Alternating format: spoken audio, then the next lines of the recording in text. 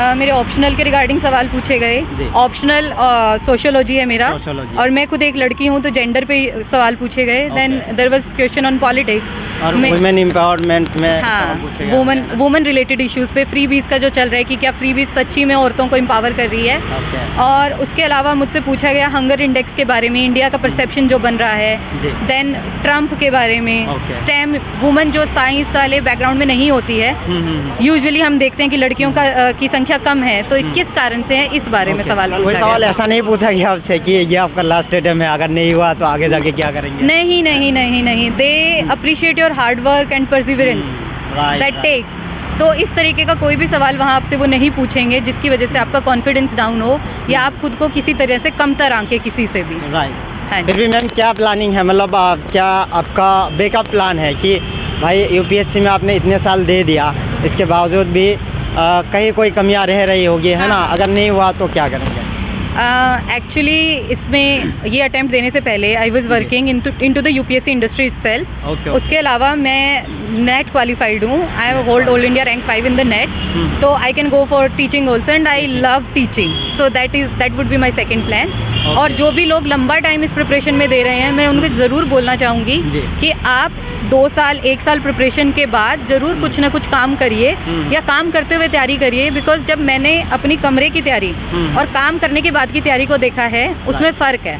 वो आपको कॉन्फिडेंस दे रहा है, आपको टाइम की अच्छी सेंस देता है। एज एन इंडिविजुअल आप लाइब्रेरी में बैठ के आप धीरे धीरे कट होते जाते हो। मतलब कोई ना कोई ऑप्शन आपके पास रहना चाहिए। ऑप्शन भी रहना चाहिए और काम करते हुए ये ज़्यादा आसान होगा। ओके, थोड़ा सा हम बात कर लेते हैं प्रीलिम्स के लिए। इस बार जो आपने प्रीलिम्स दिया, प्रीलिम्स क्रैक किया, तो इसमें आपने कितने क्वेश्चंस जीएस में अटेम्प्ट किए थे और सीसेट में कितने क्वेश्चन अटेम्प्ट किए थे?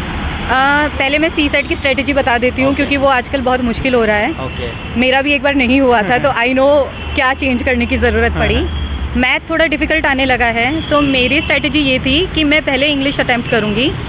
If there are 22 to 23 question in English, मेरे को पहले टेस्ट सीरीज से आइडिया था कि मेरे 19 से 20 क्वेश्चन ठीक होंगे।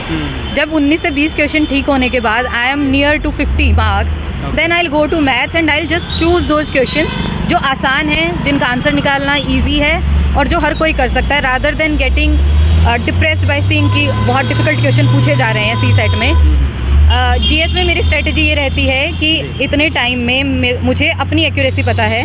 जब मैं 50 क्वेश्चन वो अटैम्प्ट करती हूँ जिसमें मैं 100% श्योर हूँ, मुझे पता है कि मेरे इसमें 8 के अराउंड गलत होंगे, तो मैं उसके बेस पे आगे रिस्क लेती हूँ। और मोस्टली मेरा हमेशा अटेम्प्टेशन 85 to 90 के बीच में ही रहता है। 85 to 90 क्वेश्चन। यस। इस बार जो प्रीलिम्स क्रैक किया आपने, तो कितने टेस्ट सीरीज लगभग आपने लगाई थी? I am not a right person to answer this question because it was my 6th attempt. तो इससे पहले मैंने एक पूरी टेस्ट सीरीज़ करी हुई है, एक कोचिंग की पूरी टेस्ट सीरीज़ मैंने सॉल्व करी थी कोविड के टाइम में।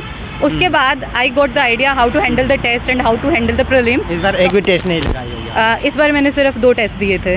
और प्रीवियस ईयर क्वेश्चंस की बात करें तो कितने साल की आपने देखी थी? प्रीवियस ईयर क्वेश्चन आपको हमेशा हेल्प करेंगे।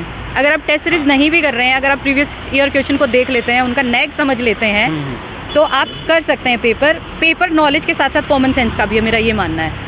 ओके। जैसे कि आपने बताया आपका 6th अटेम्प्ट था, तो आपने कंटिन्यूटी कैसे बनाए रखा और कैसे मोटिवेशन बनाए रखा है इस जर्नी में? मोटिवेशन के लिए जो मैं बोलूँगी वो थोड़ा आइडियलिस्टिक हो जाएगा, बट मुझे ऐसा लगता है कि जब आप कोई सपना देखते हैं तो I believe in a quote, visualise your highest self and start showing up like her. आप अपने आप को सबसे ऊपर जहाँ देखते हैं, आपको खुद को वो इमेजिन करना है। और मैं खुद को देखती हूँ कि मुझे डिस्ट्रिक्ट कलेक्टर बन के करना है काम। तो अगर मैं ये सोचूं कि एक डिस्ट्रिक्ट कलेक्टर की कोई स्कीम नहीं कामयाब हो रही है या उसको कहीं प्रॉब्लम आ रही है, वो बैकआउट तो नहीं कर सकता ना। तो I have seen that inspiration. Pre के लिए आपने बता दिया काफ़ी कुछ, थोड़ा सा आंसर राइटिंग के लिए बात करें तो क्या स्ट्रेटेजी थी आंसर राइटिंग के लिए और क्या रूल्स अपनाया आपने? आंसर राइटिंग पे काम करने की ज़रूरत होती है। It's actually an art. इसके लिए आपको करना ये होता है कि आप अपने आंसर लिखना शुरू करिए। आप कोशिश करें कि आप रोज़ 1 से 2 आंसर, ज़्यादा नहीं हो रहा, आप 2 ही आंसर लिखिए, पर आप रोज़ लिखिए, किसी से इसे इवेल्युएट करवाइए और फीडबैक लीजिए। उस फीडबैक के बेस पे जैसे जैसे आप अपने आंसर्स लिखते जाएंगे, आपको एक टाइम के बाद आप खुद अपना आंसर इवेल्युएट कर सकते हैं और वहीं से इम्प्रूवमेंट आती है आपके आंसर्स में। मैम, प्रीलिम्स से पहले कितने महीने पहले से आप प्रीलिम्स ओरिएंटेड हो गए थे? क्योंकि देखा जाता है जब प्रिपरेशन स्टार्ट करते हैं लोग तब प्री मेंस दोनों को लेकर चलते हैं, पर प्रीलिम्स से पहले कितने महीने प्रीलिम्स के लिए डिवोट किया था? ये ना तैयारी पे डिपेंड करता है। जैसे मेरी 6 साल में काफ़ी तैयारी हो चुकी है, तो मेरे लिए 2 महीने काफ़ी हैं। बट अगर कोई न्यू कमर है, उनको मैं सजेस्ट करूँगी अगर उन्होंने दिसंबर जनवरी तक आंसर राइटिंग करी है तो वो दिसंबर के मिड से या जनवरी की स्टार्टिंग से फुल ऑन प्रीलिम्स को दे सकते हैं, बट बशर्ते उन्होंने आंसर्स लिखे हैं। इसके अलावा अगर वो आंसर नहीं लिख पाए उतना, तो एक चीज़ ये कर सकते हैं, जैसे पॉलिटी पढ़ रहे हैं प्रीलिम्स के लिए, तो एक आंसर राइटिंग अपना एक आंसर उसका उस दिन लिख लें जो PYQ है, तो वो हेल्प करेगा। प्रीलिम्स में फोकस करना। हाँ हाँ। अच्छा, लास्ट में क्या मैसेज देना चाहेंगे जो 2025 प्रीलिम्स में बैठ रहा है, वो इस टाइम मॉक टेस्ट लगा रहे होंगे, रिवीजन पे रिवीजन कर रहे होंगे, तो इस टाइम कैसे इस समय को वो यूटिलाइज करें?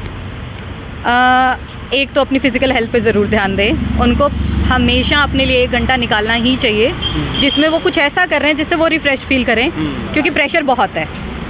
This job has so much prestige attach to it, तो बहुत प्रेशर है। उसके अलावा जो तैयारी कर रहे हैं उसके PYQ सॉल्व करें। टेस्ट लगा रहे हैं, अच्छी बात है, नहीं लगा पा रहे हैं, अच्छी बात है, और टेस्ट सीरीज़ के मार्क्स से डिसहार्टन तो कतई नहीं होना है, क्योंकि मैं लगातार 2 बार प्रीलिम्स क्लियर कर चुकी हूँ और टेस्ट सीरीज़ में मेरे नंबर नहीं आते हैं। अच्छा। हाँ, तो वो नहीं है खुद को जज करने का क्राइटेरिया। वो आप प्रैक्टिस के लिए करिए, अच्छी बात है। जज करना है खुद को PYQ पे कीजिए। ओके मैम, चलिए, ऑल द बेस्ट, बहुत बहुत बधाई आपको।